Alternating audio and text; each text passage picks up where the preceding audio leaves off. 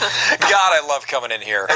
Listen, what are you guys doing? 866-544-MyFM. We started the show. We got Josh Groban coming in a few minutes here, so I'll try and change shirts. When I am down and oh, my soul so weary. He's awesome, though, man. Yeah, that guy can sing, right? Yeah. Troubles come. And we're going to hear the story about how he first got into music, because his story is so compelling.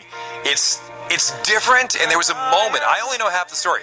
There was a moment that was so big in his career. If you haven't heard that story, it's pretty amazing. My FM. How are you, man? I'm good. I like this salmon-colored Check this out. microphone. This just for you. Watch You this. did? Oh, and my name's on there. Your lest I name's on the forget. microphone, yeah. You can, by the way... It matches the motif of the album cover a little bit. Thank you. We did that for you as well. Thank you. When you leave, you can peel that off and take that with you as a parting gift. We have his name tag on the actual microphone. Josh Groban in the studio. Nice to see you. So what's new? We're going to talk about the music, obviously, but where are you right now? What's going on with you personally? I'm good. I've been working so hard the last year. This has been a lot. There's been a lot of things on my shoulders. I've been finishing up a TV show for Netflix, so that's been a totally non-musical endeavor. You're playing a homicide detective? Yes. Okay. Here's how we help you out. You ready? Role playing. What are we doing? No. Yes, I'm a dead body. No. Why are there handcuffs on my feet? Well, What's going on right now? I was a police officer before radio in Connecticut. Oh my God. Throw that to the side. Wow. Jill's father What? is a retired D3 LAPD homicide detective. Wow. Yeah. Well. Came to the right place, My buddy. dad's a convicted murderer. Oh my God. Came to the right place. And I went to the morgue gift shop once. We're all We're all really here to support. Well, thank you both and for your family service. You're welcome. You're welcome. That's tremendous. He didn't thank you for your dad's service. You too. Jill was telling me a story. I never realized this about how you actually got your start. And we've interviewed you so many times, and I never knew this amazing story. I missed it. Yeah. I was just a little boy. Yeah. And I was singing with a voice coach who lived kind of near me. I went to elementary school with his son, and so he heard me. I think through the Boy Scouts. I went over as a Boy Scout trip and took voice lessons with him, and he said, "Oh, you've got a very good voice. We should keep taking lessons together." And as I was taking lessons with him through kind of high school, I guess David Foster, incredible producer. Said, hey, he called him up and said, "Who have you got who's young, who can sing? I'm in a jam, I'm doing an event." So he put down, 5 tapes of 5 different students. He picked me. And, 2 weeks later after that event, he said, "Hey, I'm at the Grammys, I'm in another jam.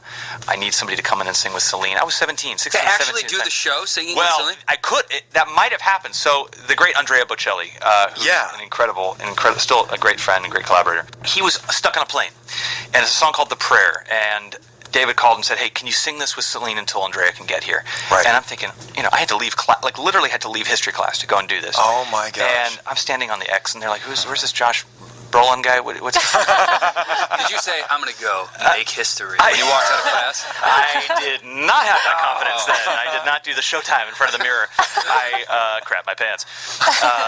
No, they wouldn't let me in, and I'm there, and Celine is, walks out with her entourage, and she just couldn't have been kinder. She saw that I was nervous. She saw my hand was shaking. She took my hand. We brought it to the front of the stage, and so I wound up singing this song over and over and over with her. Yeah. And of course, at the Grammys, at those rehearsals, you got all kinds of artists that are sitting in the audience waiting to go on, and so Madonna's out there, and Aerosmith's out there, and Ricky Martin, and so they wound up saying to me, "Buy a suit, because we're not sure if Andrea can make it for the Grammys." No my way. gosh, are you kidding And I'm me? thinking to myself, no, wait, time out. This isn't supposed to happen. This isn't supposed to happen To anybody. No, and fate would have it that luckily he did show up. Okay. I felt like I got my experience that I needed to get. Right. So eventually I get signed. 2 years later I get signed. And 10 years later I wind up singing that very song on the Grammys telecast with Andrea.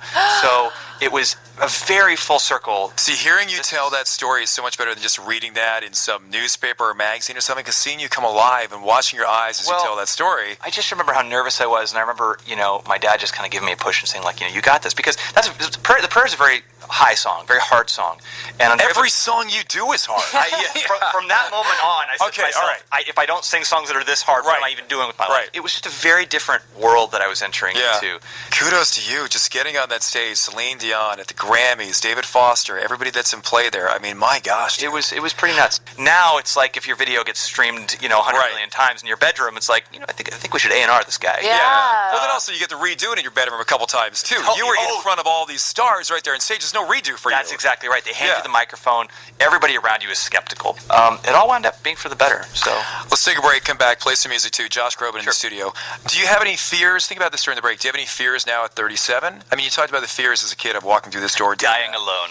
Okay, we'll be right back. We'll be back after these Happy messages. conversation. Josh Groban's here. Fun.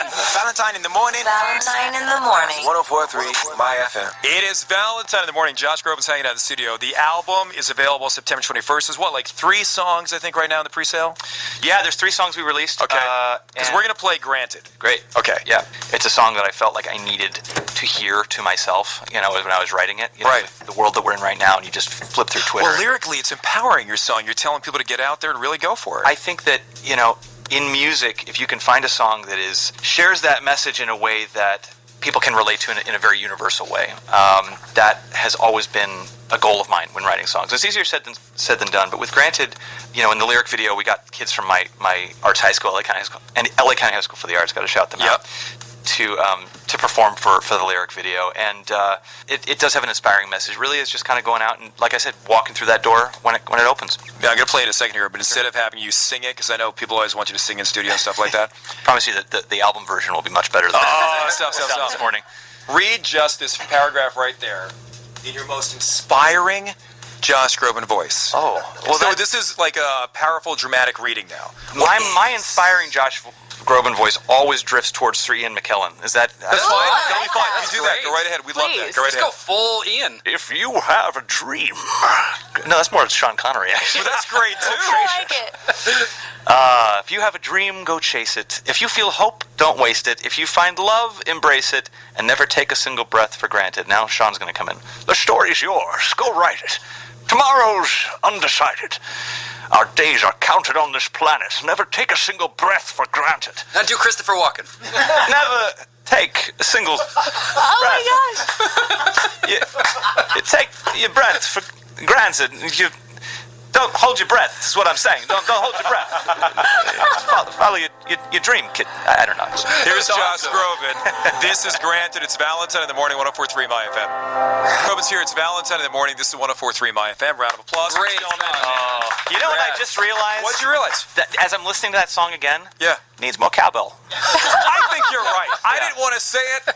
The mix is done. We can't change it. Right. It's done. Dang it. Your album and the new show come out on the same day. The same day. Did you Yes. plan that? I did not plan that. I have been just eating snacks the last few weeks, but my manager planned that. That's awesome. Perfect timing. And it actually wound up, it was planned and not planned. Like it just so happened that The Good Cop was going to be released around that time. We just kind of finished the album at a time where it was going to be around that time. Look, my brother and I have the same birthday, 4 years apart. Things just wind up falling on the same date in my life, and when they do, it's always a good thing. So it actually just kind of fell into place that month. You're in such a good spot right now. We joked around earlier about the fears, and you're like, oh, dying alone, whatever. But I mean, is there anything in your life right now that is giving you any problems, anything problematic? I mean, everything seems to be falling into place. You become such an emotional late bloomer in this business, like you get signed at 16, 17, you just don't know who you are.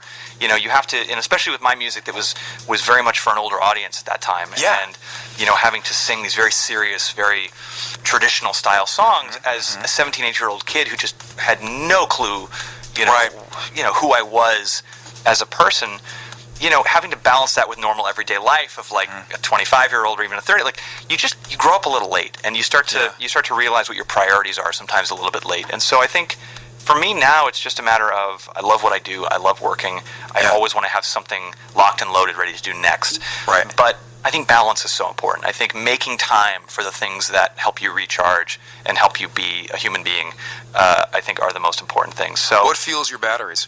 being with my family, Yeah. really like making time to just like go on trips with them and to make sure I'm home in a place that is my bed and with not really anything on the schedule for a few days, like that I can just wake up and choose my day. The only thing I'll say about your music, which becomes difficult for me, is singing along in the car sometimes. Yeah, because well- your voice is so good. Yeah, well, thank you very much. But your voice, I talked about this, having a great speaking voice, being able to, that can hurt your voice more than singing. To be able to talk and to talk professionally. Have you heard our show prior? Talk professionally. This is not the most. No. I've Yes. grown up listening to you. Oh my God! Stop that! Don't do No, that. I am. I did. I mean, I'm not. Well, you're from here and you went to school I'm here a and everything. native You're a Los Los Angeles guy. I know. So you heard me on Kiss. You heard me here. I get it. Yeah. So that's very impressive to me because singers, we all hate our speaking voices. Right. We just, So I am mutually impressed. That's very nice. Thank you very much. That's true. I don't love my speaking voice. I love my singing voice. I really enjoy that. We know. Yeah, especially in the restroom. Hey. How do you know? Yeah. No, we can hear him in the women's Raise restroom. me up. This is cuts right through you. You're talking about the toilet seat, right? Yes, exactly. Thank you, Josh. Thanks for coming in, buddy. Thank you very much. Great to see you guys.